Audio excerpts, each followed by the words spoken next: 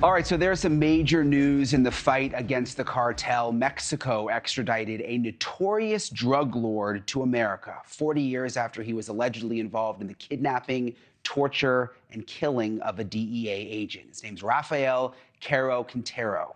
He appeared in a New York courtroom where he pleaded not guilty to all charges. He was one of the 29 drug cartel members extradited to the U.S. to stand trial. The Justice Department called it an unprecedented operation, and it sends a big message coming off the Trump administration's order to designate cartels as terrorist organizations. I'd like to welcome in Brian Townsend. He is a former DEA special agent and founder of Only 2MG. It's an organization that raises awareness about the fentanyl crisis. Thank you so much for being with us, sir. First of all, I want to ask you about these 29 cartel members that were sent now, extradited from Mexico to the U.S. Has anything like this ever happened before? No, not at all. And this is unprecedented. And this is good for DEA, and this is good for America. These are violent criminals who are preying on our communities with illicit drugs like fentanyl, killing thousands of Americans every year. And nothing like this has ever happened before. We are excited to see this type of activity going on. This cooperation, the negotiations, whatever's happening in Mexico with our government is wonderful news, and it's good for all of us. Brian, I think when so many of us think about the cartel, we think of people who are in Mexico, like these guys, but they have inundated our cities in America. How serious is that? How many are there? Are they in every city in America? Yeah, they have absolutely infiltrated most major cities in the United States. I mean, obviously they have more command and control over larger cities like, Dallas, Houston, Phoenix, Los Angeles, Atlanta, New York, cities like that. But they're a threat everywhere.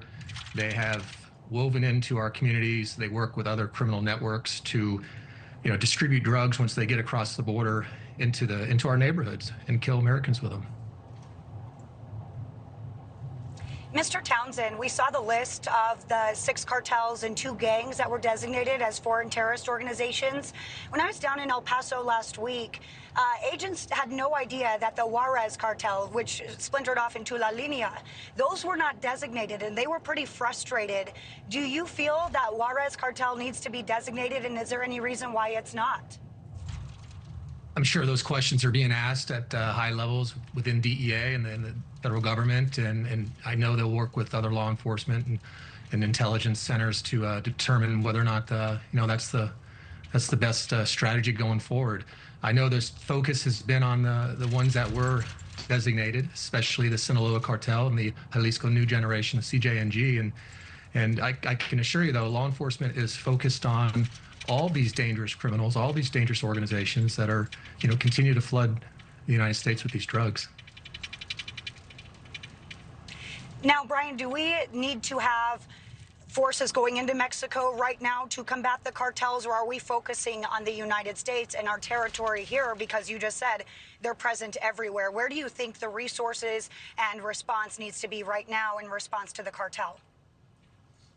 Well, but negotiations and the work that's being done between our government, President Trump and our government, and President Sheinbaum and the Mexican government is unprecedented. Not only do we have incredible resources or more resources to do our job more effectively and efficiently, we're getting more cooperation, and I think we need to continue on that. We need to keep our foot on the gas, if you will, and continue to put pressure, go after, target, dismantle, and disrupt these dangerous criminal organizations.